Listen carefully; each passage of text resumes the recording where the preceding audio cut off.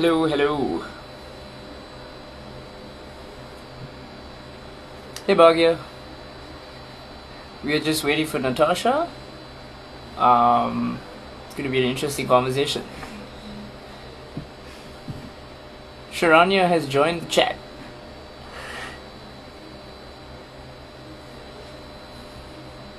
How's everybody doing?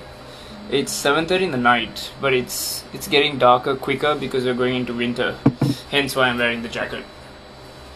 It's cold, super cold, and I can't do it inside because I'll disturb my roommates. So I do it in the balcony. When I mean it, I mean go live.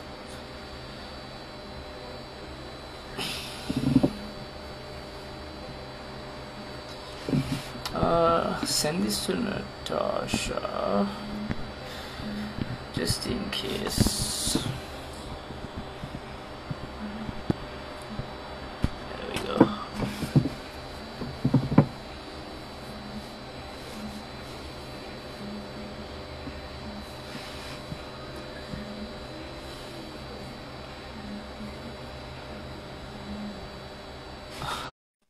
Please. Okay, sure. You got it.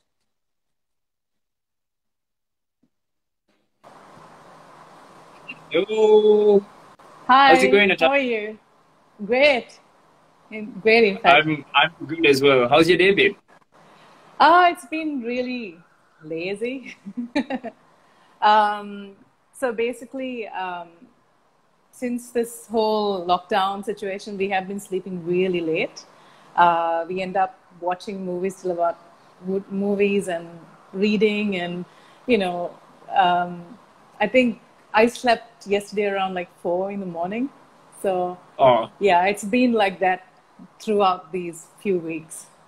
yeah, I I don't know. think, Cause like you're used to like being out and about and being with a schedule, and now it's just yeah, like you're at home. And now even yesterday I slept at like 4 in the morning, so I completely understand where it's coming from. But Natasha, I just want to say thank you so much for making the time. I didn't even expect a reply because I'm sure you would have been busy doing other things as well. But I'm no, glad you I, did I reply. wasn't, I wasn't busy.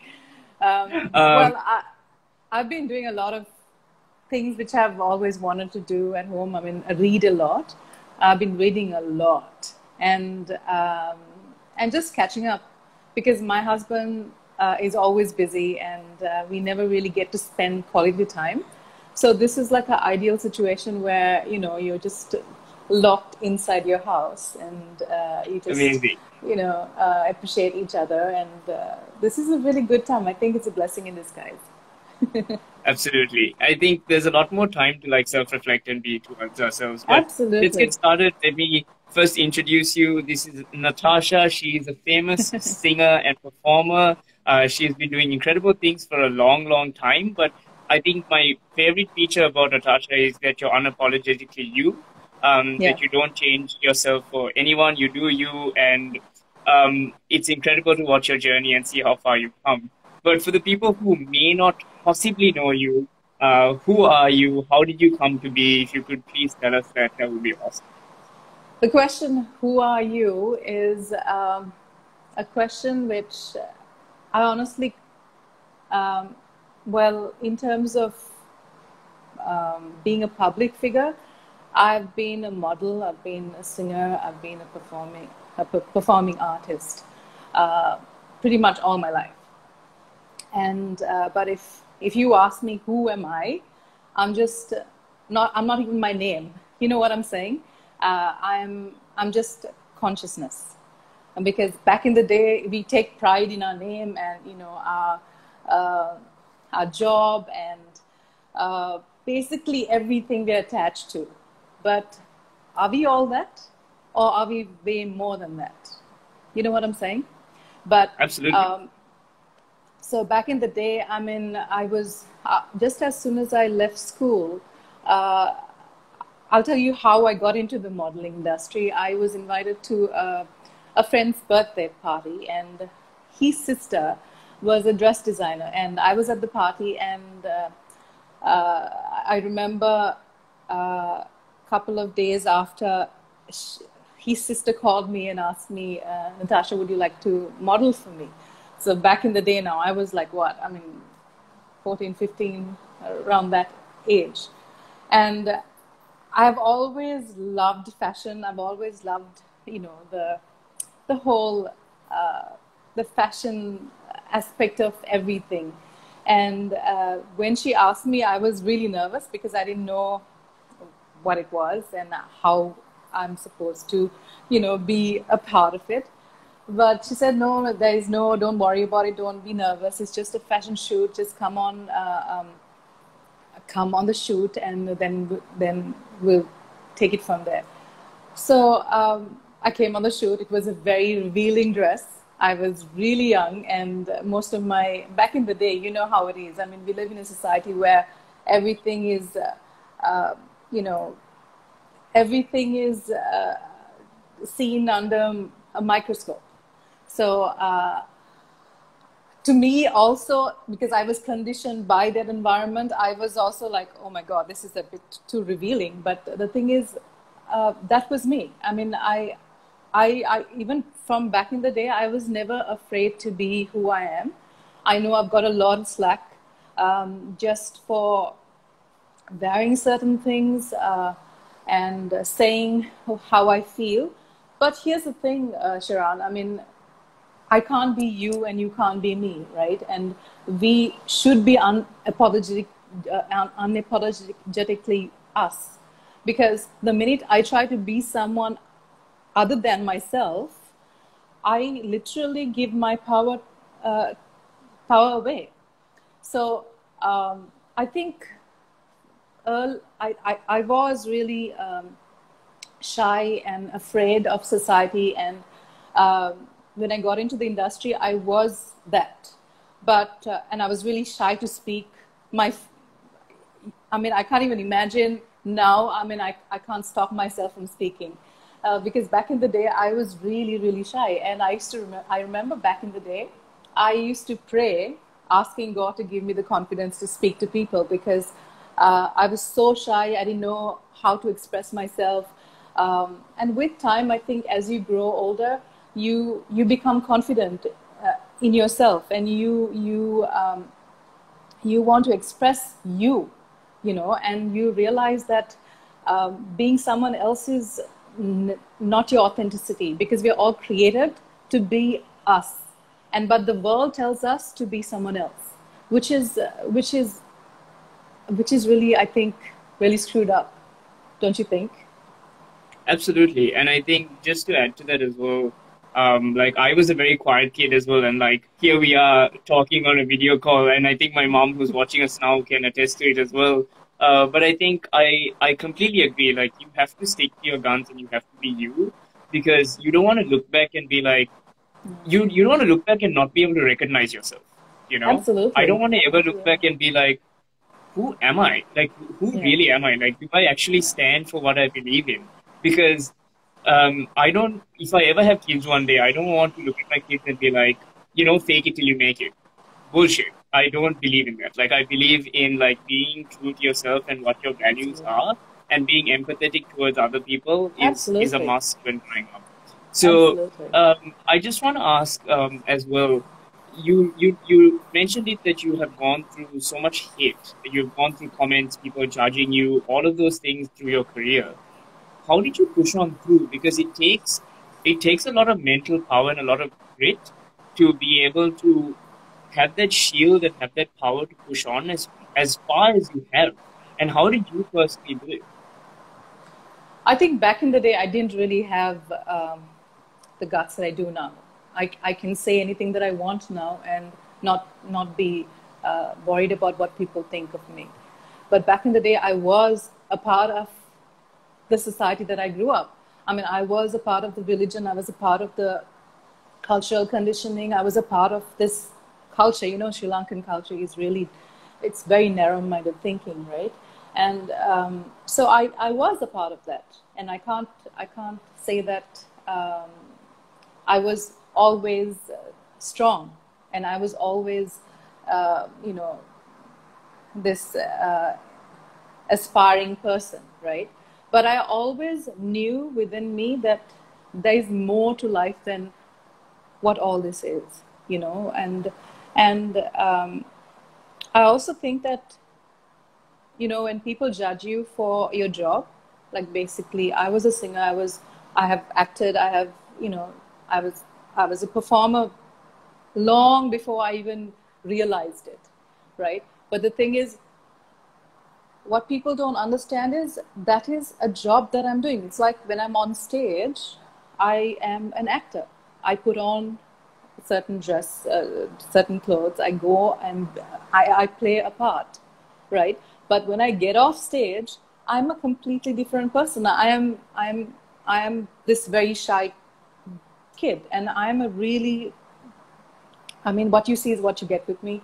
And a lot of people think that I'm aloof, and they think that I'm so big-headed, and they are always criticizing me for speaking in English and not in Sinhala. But here's the thing. I mean, I grew up in an English-speaking environment. I went to school. Even I failed all my Sinhala subjects, and I'm not afraid to say that because I was dyslexic, and you know what dyslexia is. So back in the day, I didn't know that. When I was in school, I didn't know I was dyslexic. So I found it really hard to grip certain subjects, and especially when you're in a Sinhala medium, it was even worse. But and I used to, because of society, because of the conditioning and my friends, I remember talking to a friend about this a few days ago, actually, Rush. This is my second live chat, by the way. So Rashika is one of my friends. yeah, so I was telling her the same story, and the thing is, like, I did all that, but the thing is, I didn't really realize, you know, what was I saying? I lost my train of thought. That's all right. So basically, you were saying that you have received a lot of hate, you have received a lot of judgments, but then you start to learn that you are dyslexic as well. Yeah. And So, then, yeah. So I mean, in school, I was really cornered, and I only had a couple of friends, and I was really like the odd kid. But and studies are not something that I was really comfortable doing, and I automatically elevated towards the performing arts. So it was singing, dancing, acting, everything under that subject. And little did I know that, I didn't even know that I was actually doing it at that time. I remember when I was in my teens, I used to listen to, I used to put back in the day, there was no, iPods. It was a Walkman. So I used to put my Walkman on and listen to like Mariah Carey and Whitney Houston, and like really like visualize me singing them, like literally in my head. And little did I know that I was going to do that, a few years into that, right? And but you believe in the law of attraction, you believe in visualization, manifestation, all that, right? So without my knowledge, I was making blueprints in my head without even me realizing. I was literally dreaming, and say 10, 15 years down the line, that's exactly what I was doing. And I never, ever thought I was going to be a part of the Sri Lankan music industry and just to go international. It was just something I never even expected. But, you create your own reality. You create your destiny. You are responsible in creating your own destiny. So that's what I think I did. And I encourage everyone to do it, because it's important to have dreams. It's important to know exactly what you want. I think over the years, what I want has changed. Like back in the day, it was becoming a singer or becoming a model. But now, I mean, I want so much more, and that's our evolution, right? So yeah. So I mean, how I dealt with these things back in the day was I was really depressed, and I was like always thinking, why am I getting all this hate? But I didn't really know how to react, but I was really broken. I was broken actually. I would be lying if I said I wasn't upset. But the more I matured, I realized my validity comes from myself, not from these people. So I didn't really care what these people were saying. And if people are criticizing you, I don't have a problem. It's they who have that problem. Because you criticize someone when you're threatened, or when you want to be that person, or you know you know what I'm saying. So Yep. you project your own insecurities on others. That's exactly what people do. Even now, I mean, I get a lot of hate for speaking in English and not in Sinhala. But what I have to tell people is that I I would rather speak in a language that I'm comfortable than actually making an ass out of myself in public. You know, I love the Sinhala language, and I'm really I sometimes kick myself for not being able to express myself in the way that I want to, because whether I like to say it or not, I think I've always been a perfectionist, and for me, speaking in broken Sinhala is sort of like how do I say it? It's not enough for me. You know, I want to speak it from the way. For example, if you tell me to tell you a story, I will start very elaborately. Not that I can't speak Sinhala, මට හොඳට සිංහල කතා කරන්න පුළුවන්. But the thing is, when I'm thinking about certain things, I think in English, and then I try to translate it in Sinhala, which is the flaw in it, I think. And then I end up actually always saying something totally irrelevant. So I mean, I need to stick to my strengths, and that's what I've always done. And I'm not afraid to speak in the language that I'm comfortable expressing myself. And I would tell everyone who's watching, y'all should do the same, actually, because I think it's important to know your strengths and work on your weaknesses, but mostly use what you've got. You know, we all have the capacity to empower and inspire people in just the way we are. You don't have to change anything. And I was telling Rush the other day that, you know, we always say that, you know, I made a mistake, and, you know, I mean, always we put ourselves down.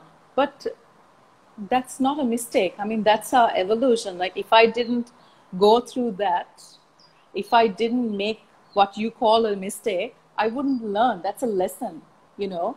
So I don't think there's mistakes in life, because some people learn by just observing. Some people have to go through the grit, you know. So I feel that we all have to give ourselves room to evolve, to grow. And that's our growth factor, right? Absolutely. And I think I was going to ask you what you would, if you ever had a one-on-one with someone. So manifesting, having thoughts and manifesting them into reality, that fire inside, there's so many people who have that fire inside, but they're either scared of judgment, or they're very insecure. Like, I'm a very insecure person in general. So like, whenever I have an idea, I'm super scared to like go commit to it. So I was going to ask, like, how do you tell people to do that? And I think you already answered that super eloquently. So thank you so much for that as well. I also think that the reason why we feel insecure when we want to do something new is because of judgment, and that comes with ego. Our ego is what stops us from doing that, because our ego is always finding validation from an outside party or source, you know. But when you are one with yourself, and when you go inwardly, in the last few years, actually, I have started doing that. I mean, I've had a few complications with my health, and let's not get to that because it's a long story. But I think all that has made me realize the value I have within myself, and just going inwardly, just meditating and like just closing your eyes and just meditating and just observing your thoughts has made me realize a lot of things, because what we think is important is really not important, and what we emphasize so passionately sometimes is really not what uh, is important at all. But sometimes Absolutely. you have to know your essence. You know, all of us, we need to find our essence, true essence, not what the world, this stereotype, you know, this little box that we've been put. And even if you take religion, right? I mean, every religion tries to put God in a box. God is so much bigger than that box. God is all of us. I mean, if we think that God is a creator, we are also creators because we are part of God. You know what I'm saying? So I feel that I started learning these things in, you know, a few years, probably about 3-4 years from now, and I mean before, and I I was so inspired and I was really empowered when I was actually going through these hormonal imbalances, and I was really fighting the whole, you know, weight fluctuation and my menses. And so anyway, I happened to stumble upon this video on YouTube called by Dr. Joe Dispenza, right? His story is so inspiring, not just inspiring, but it just changed your life. It's very enlightening.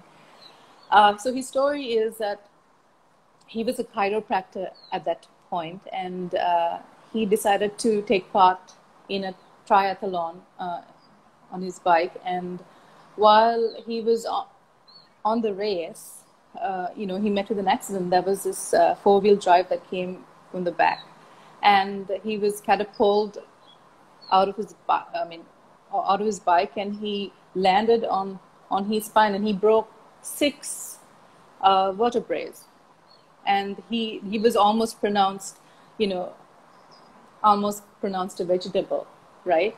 And now since he was a chiropractor, he everyone told him you have to go through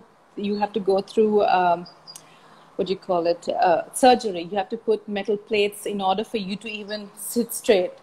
But something told him that you know, the intelligence, the power and the intelligence that created us can heal him. And I remember watching that and realizing that, you know, this is what I need to do. Because he, you know, that he went against everyone, all the surgeons. He had about 6 or 7 surgeons telling him, you have to go through this surgery, otherwise you will not, you might not be able to ever sit up straight or even just go through life. And he was thinking of selling his practitioner, because, you know, once you have literally broken your spine in 6 places, I mean, what more is there, right? So he went against everyone's all these people telling him what to do. He said, and he told himself, I'm going to meditate. And now you and I, if we were in a situation like that, what's the first thing we would do? We would go to a hospital. We would get an opinion by a doctor or a surgeon or whatever, and go through that, right? But the thing is, he didn't, and he listened to his inner voice, right? And he actually he tried to meditate a few times, and he was in excruciating pain that he couldn't. And at one point he was on his stomach because he couldn't lie on his back. And he decided he was going to somehow do it, and he meditated for 3 hours. You know what he did in that 3 hours? He constructed his entire spine in his mind. He literally reconstructed his spine in his mind, right? And it didn't take months. It didn't take 6-7 months to heal. It took only 9 weeks for him to heal, and he was back at his chiropractic.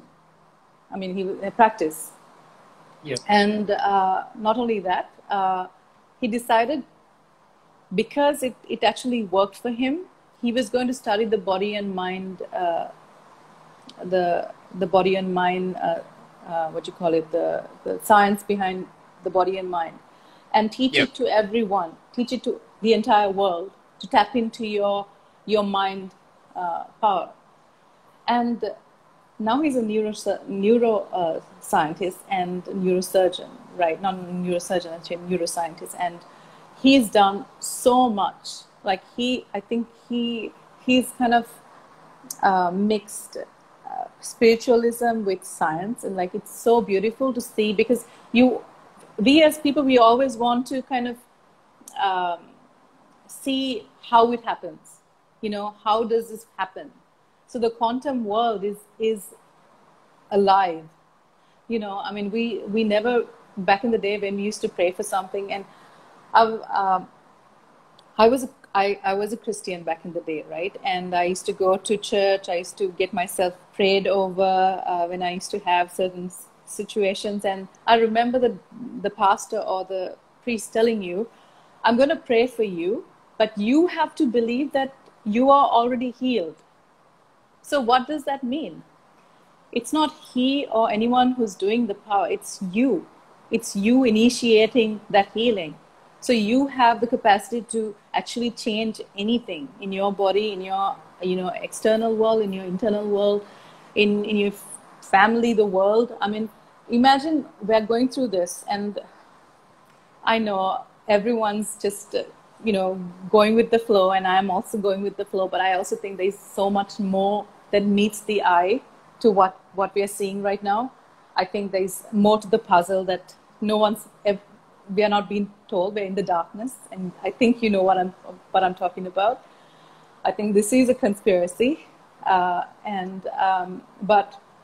hey, we're not supposed to say that, because we're all conspiracy theorists, right? So anyway. No, I completely, I understand what you're saying, though. There's so many things that are unexplainable. There's so many things that are happening There's around too us. many coincidences. There's too many coincidences. Absolutely. And I want to touch on what you said, 2 things you said, and I want to combine it in one question: healing and depression. So just a background about me and why I advocate for mental health a lot. I have been through, I'm not trying to compare myself to anyone else, but for me personally, I've been through a bit in life that has made me suicidal 3 times. I've been through depression. I get excruciating panic attacks. I don't even plan for it. It just happens. And I've gone to therapy for over a year and a half. And I've gone through the whole of last year and a half, about 1.5 years was a whole journey of self-awareness, self-reflection, and really identifying who I am, where I come from, what are my values. I've narrowed it down to 3 values, which is kindness, vulnerability, and bravery. So I've really gone on that journey to identify who I am and what triggers me, so I control my mental health a lot more. So I want to touch on, you have gone through depression as well, and I want to understand how you have gone through, how you figured out who you were and how you pulled yourself out of those moments, because everyone's journey is different. It could be how you do it. For example, when I went for therapy, I love fitness. I love going to the gym. Gym is like, for you as well, you love going to the gym as well. So like, gym is a big part of my life. So she related my breathing to how I do a rep in the gym. And how I solve my panic attacks is me imagining doing repetitions in the gym. And I control my breathing so that, because a panic attack feels like a heart attack. You don't feel like you feel like you're dying. You feel like you're not breathing. So that's how I've solved a lot of my panic attacks, and obviously getting to know myself better, giving myself self-love and self-care has got me out of that situation. So I'd love to know what you think about mental health, because it's such a taboo topic in Sri Lanka. It's slowly changing. We're hitting at the cracks slowly but surely. But what do you think about mental health, and what are some of the things that you have done to personally get out of those situations, or at least come across and learn how to deal with those situations? Firstly, I just want to say that you're doing a brilliant job. I mean, considering what you just told me, I mean, you have really found what really uh, triggers your spark, you know, and just to talk to people is actually a way of handling that, you know. Sometimes I think the reason why we have mental health in this world is because we live in societies that are judgmental, and and the reason why we can't talk to people is also because, you know, we have been conditioned to follow this sheep mentality. You know, you're always busy, you're always busy. You know, I'm just busy being busy. You know what I'm saying? So yes, mental health is, a lot of people go through it, and I have gone through it as well. And I remember, you're not the only one who have actually attempted to commit suicide. I have as well.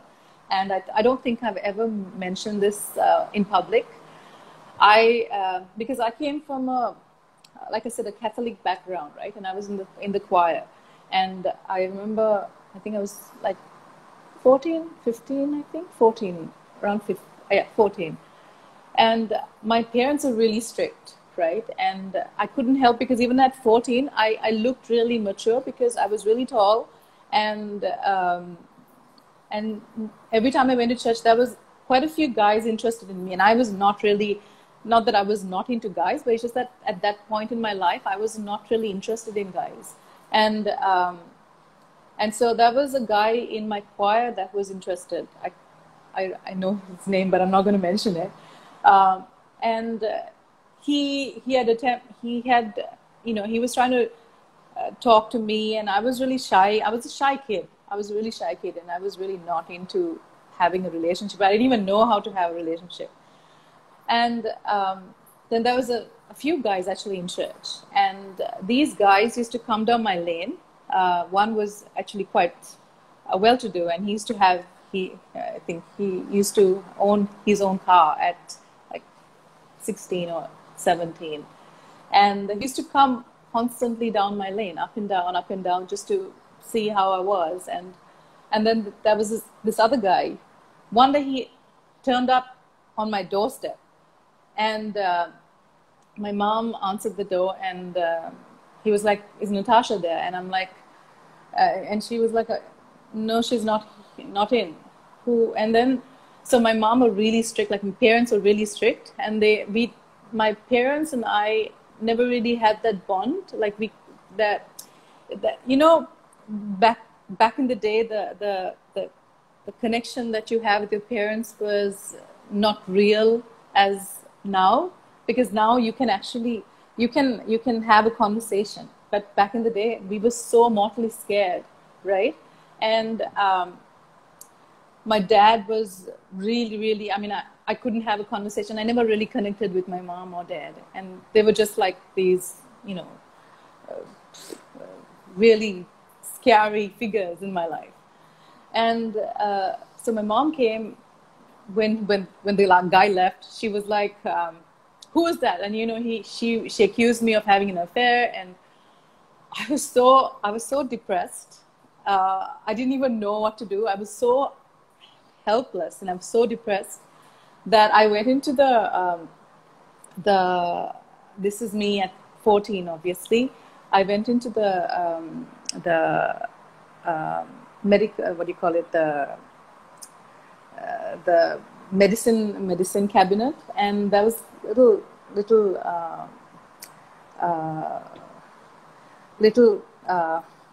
what was that? I can't really remember what it was, but there was little boxes of certain tablets, right? I just swallowed the entire thing, right? I mean, I didn't have too many friends to speak about it, and I didn't really know how to express myself.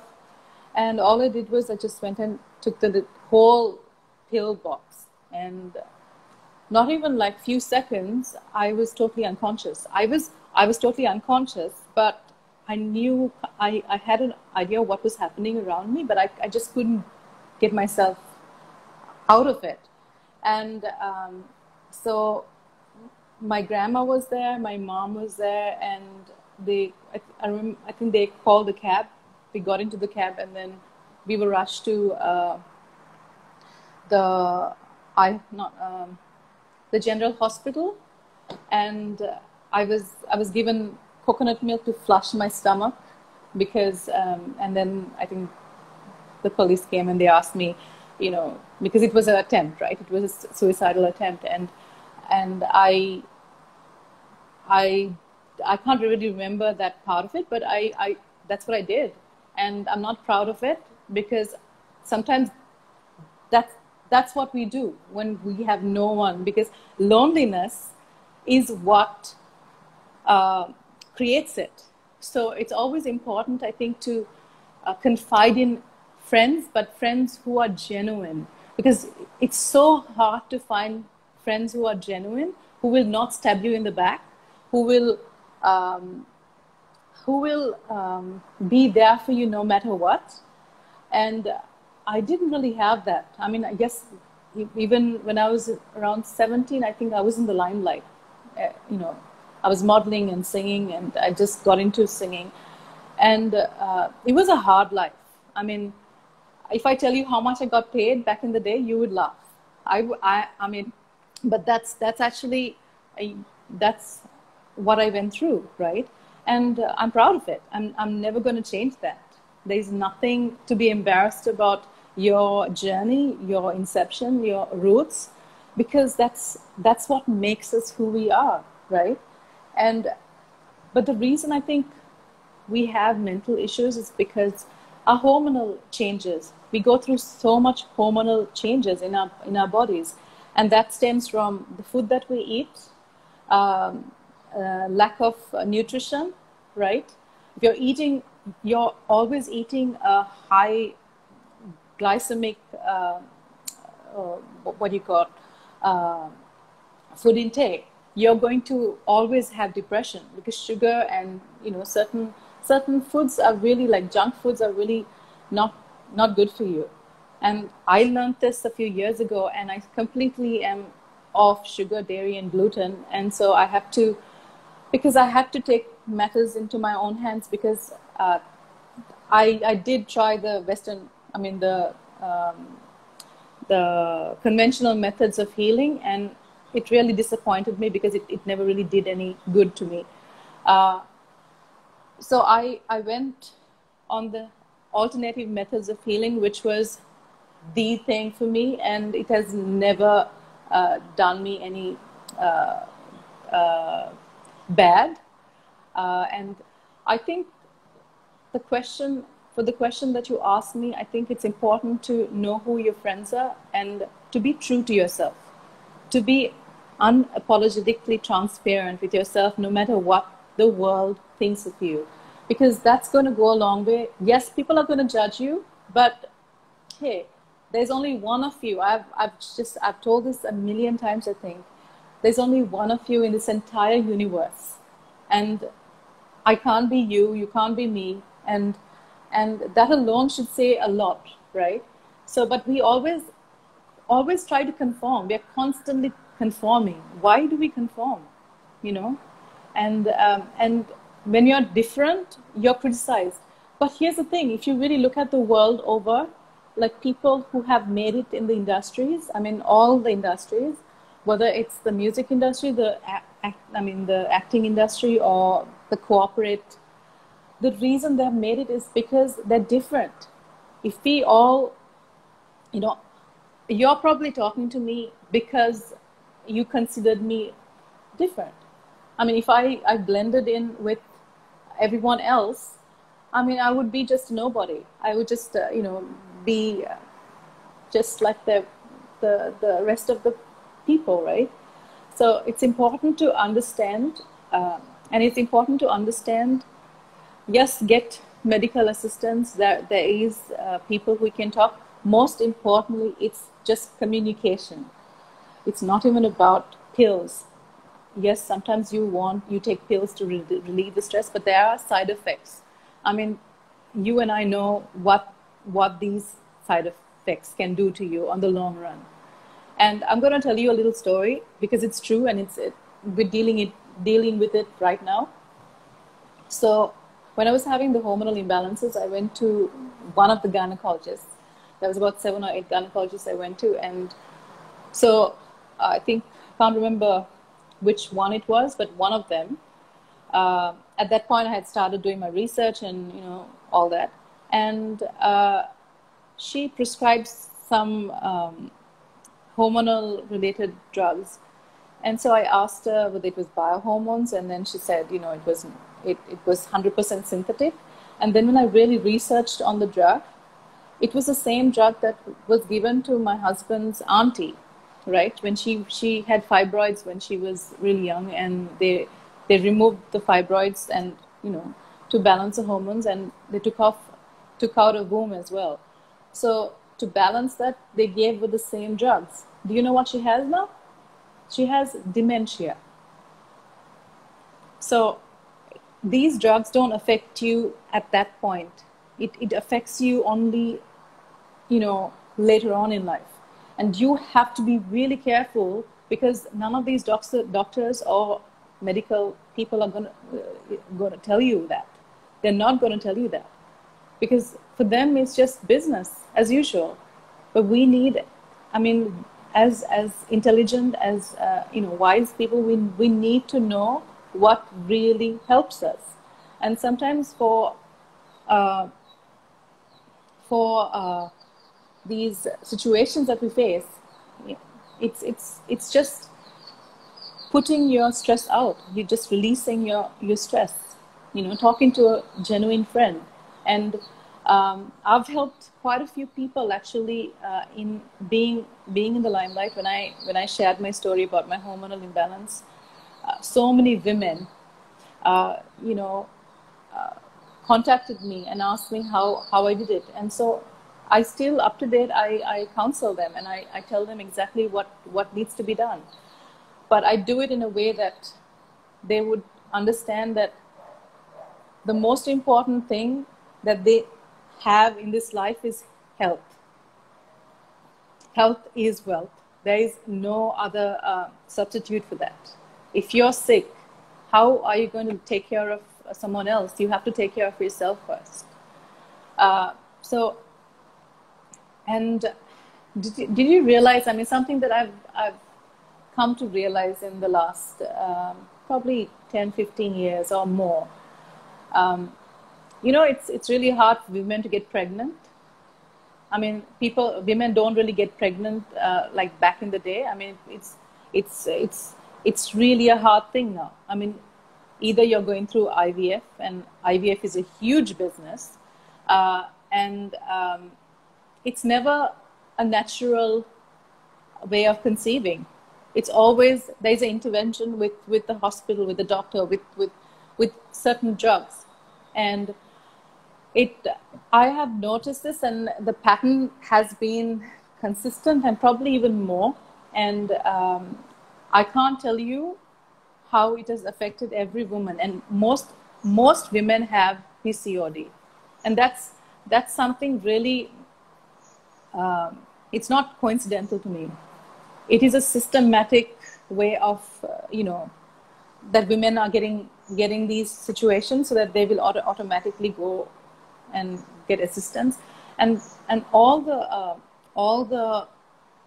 gynecologists that I went to about 7 or 8 gynecologists, and most of them told me, like pretty much all of them, the Western practitioners, they told me that it was incurable.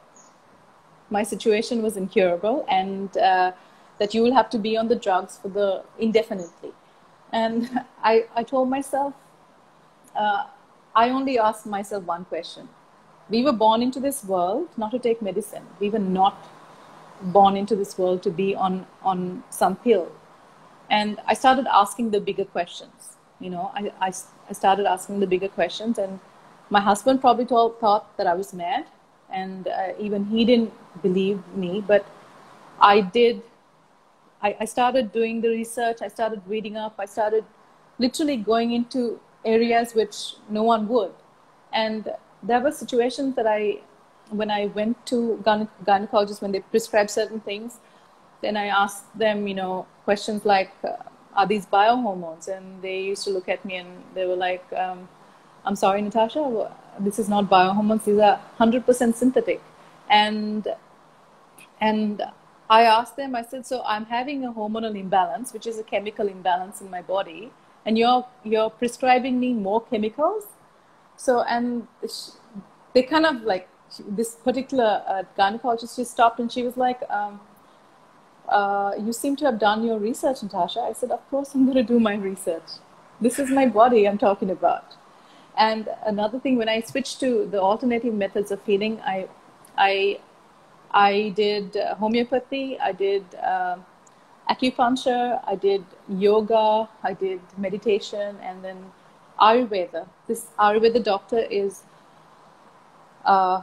who healed me completely. But with that, I had to do a few things. I mean, I think my meditations also help because we have the capacity to heal our bodies and change anything, right? I had a conversation with her and she said, now, when I initially went to her, she was not that friendly because she didn't know me. But over the few months, we kind of got friendly. And then there was two guys always standing at the clinic, at the entrance of the clinic. So I asked, who are those guys? And then this doctor was like, those are bodyguards. I was like, what do you mean bodyguards? Why do you have bodyguards? And she said, that the Western practitioners are calling and threatening to kill her because all her patients have 100% success rate, and all the patients who come to her have, they conceive and they are cured of their PCOD and all these the hormonal imbalances. And so I was like, what? Like, I couldn't believe it. So she has bodyguards at her house traveling with her, and she constantly gets calls. They're calling and threatening to kill her because obviously they're losing business, right? And her clinic is always full, constantly full, right? And then she told me, like, a few months ago, before all this madness that happened last year around October, I went with my husband and we were having this conversation, and she said, Natasha, do you know, she spoke in Sinhala, and she said, do you know that her friends who were with her in the medical faculty, who are Western practitioners, come to her to get treated? So she asked them, she asked, why are you coming to me? You're already doctors. Why do you have to come to me? And then she said, that there are certain implications with these medicines. I mean, it doesn't really. So then she said, if there are implications in these medicines, why do you prescribe it to your patients? So you know how it is. It's the system. So then change the system. Don't you agree? I mean, why are we allowing this to take place when we know that there is something wrong with it? But obviously, it's a battle. Like it's good against bad, or it's always the vaccine against the unvaccinated. I'm completely against vaccines. I'm sorry, but I found out so many things that I can't even probably share.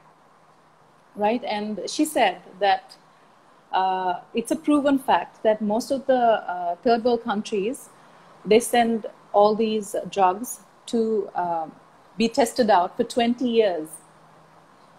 This is the doctor who treated me, right? She was telling me that all these drugs are sent to third world countries like ours, like the African countries, to be tested for 20 years. We're literally guinea pigs. And if it works, it works. If it doesn't, well, we've got to suffer the consequences.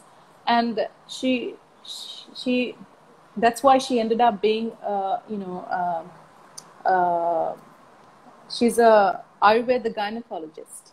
And to me, that is just diabolic. We live in a world where we're governed by a diabolic force, and we're totally it makes me angry because, these kids that when we're born, we don't really need any vaccines because we're supposed to strengthen our immune system naturally. When we enter this world as babies, we are born perfect, right? And then we enter this world and we're supposed to strengthen our immune system naturally when we are exposed to the environment, not be injected with these vaccines that has so much poison in them. There are illuminol, there is mercury, there is MSG, and the list goes on. And most of it, they don't even tell you what's in the vaccine. If you ask them, they'll probably tell you it's some vitamin or some bullshit. But they're never going to tell you the truth. So as responsible human beings, as wise human beings, I think we need to ask the bigger questions. Because, that day when I went, she didn't expect me to ask that question. And she herself was quite taken back because she didn't expect me to actually ask that question. And then I said, doctor, this is my body. This is the only body that I have to live for the rest of my life. So, and she said, you seem to have done your research. I said, of course I'm going to do my research. Not everyone would, because we live in a society, especially Sri Lankans, right? I have become probably a researcher in probably everything because even the educational system is screwed up. You tell me, Sharan, when you were in school, whatever you've learned in school, has it ever helped you in your day-to-day life? Is there anything that has... Here's what I didn't learn. I didn't learn emotional intelligence. I didn't learn empathy. I didn't learn kindness. I didn't learn about how to survive in this world. Those are the things that were not taught to me. No, there's no degree for empathy. No, and this degree business is a huge business. Everyone's just rushing to get a PhD and a degree, a master's. It's a bloody huge business, and why people don't need that validation. Yes, in a world that we live in, we're supposed to have that and the funny thing is, people who have that validation still can't get jobs, and they're still looking for good jobs, and they don't have common sense. I've spoken to so many people who have degrees, and it makes me just vomit. Because they can't strike up a decent conversation. Because what have they learned? Absolutely. And I think meditation should be taught in school. Growing your own plant should be taught in school. Self-awareness should be taught in school. Like you said, emotional intelligence. Just the survival, basic survival things, right? But no, none of that is taught in school. And then when you leave school, you have to go through a degree to prove yourself. And what is that really? If you really look at the 1% of the world, none of them really have degrees, and they're diabolic. They're diabolic. Absolutely. Sorry, go on.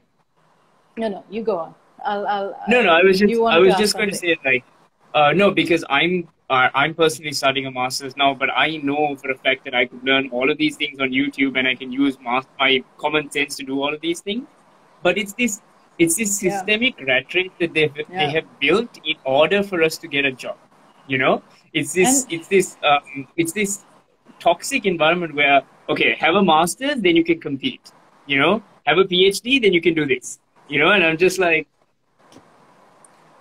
it's crazy, isn't it? How much of money do you spend on these? It's just freaking millions. So even personally, even for my masters, my mom we have sold our car to pay for my masters. She has taken multiple loans to pay for my masters. It has been so much sacrifice, but I have to also defend the fact that because I moved to Australia, I've learned a lot because of the people I've met, the culture I've been exposed to.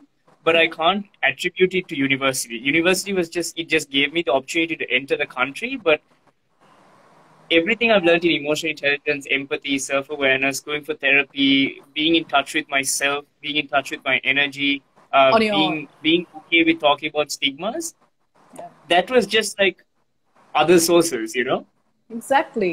Exactly. So, I mean, don't you realize that we're all living in an illusion? I mean, basically, it's an illusion. I mean, we're taught to do certain things, but is it really what it is?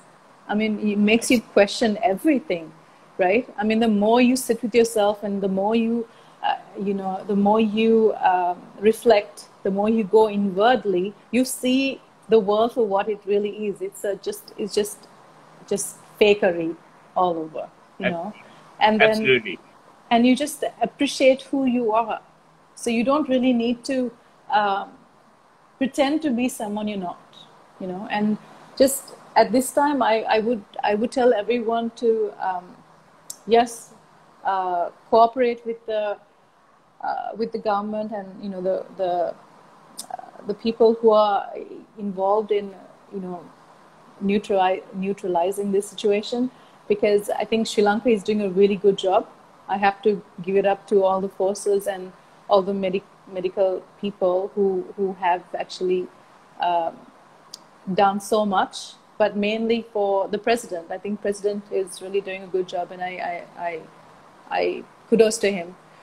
But overall, I think we as human beings, and a few days ago actually, I realized that there is also certain that they're trying to cause an ethnic situation in the country, where they're trying to throw mud on certain ethnicities, Yeah. and that's just ignorancy to its highest. We are all one, and the only thing that we can do right now is have a collective consciousness, because that's the only thing that we're going to that's the only thing that's going to actually help us on the long run. Because if we stick together, and love is, I can't state it enough, love is the only way. We have to forget about our differences, our ethnicities, our bank accounts, how much is in the bank. That means nothing, you know. So we just have to appreciate each other for who we are, human beings, And if there is a force that's trying to depopulate us, well, then we can fight this war together if we stand Together. together. Yes. So I feel that there's so much more to the puzzle than, like I mentioned earlier. You were going to say something. Sorry, I think I No, took no, it no. out I of you. was just, I'm listening. Like I'm so taken up by all the information that you're giving because I relate to it in so many levels. But I also have to say that Instagram is, unfortunately, it's only like a hour limit, so we might get cut Yeah, off soon. So I'm just going to ask you a quick question so that sure. you can answer that, and then I can let you go because you have given so much of your time to me, and like I feel so honored. I'm fangirling at the same time, but I feel so honored. I didn't even But feel that I was actually talking to you for that long, because it was Oh, so I could go on for engaging. days when it comes to conversations like this. I could go on for days. But But Sharan, Natasha, I just wanna, yeah, yeah, go ahead, no, go no, ahead, no, go ahead. you go ahead. So I was just gonna ask, like, this show is called Going Live for Kindness. I just want to know, in as short as you can keep it, because of Instagram, what kindness means to you in your life. Kindness means to me, we need to be selfless. We need to love unconditionally, despite what we have been conditioned to believe. We are all one, because you are part of me, you know. So if I do something bad to you, it's going to come back on me, because we are all energetically linked. There's nothing, we can't take that away from each other. We're connected to everything. So kindness needs to be a part of our literally everything. Kindness and love is a part. You can't separate the two. So that's what it means to me. Kindness Absolutely. is And love. Instagram's telling us we have 8 seconds left. I'm gonna call you back. Do you mind joining back so we can end this Yeah, properly? yeah, sure. Okay, sweet.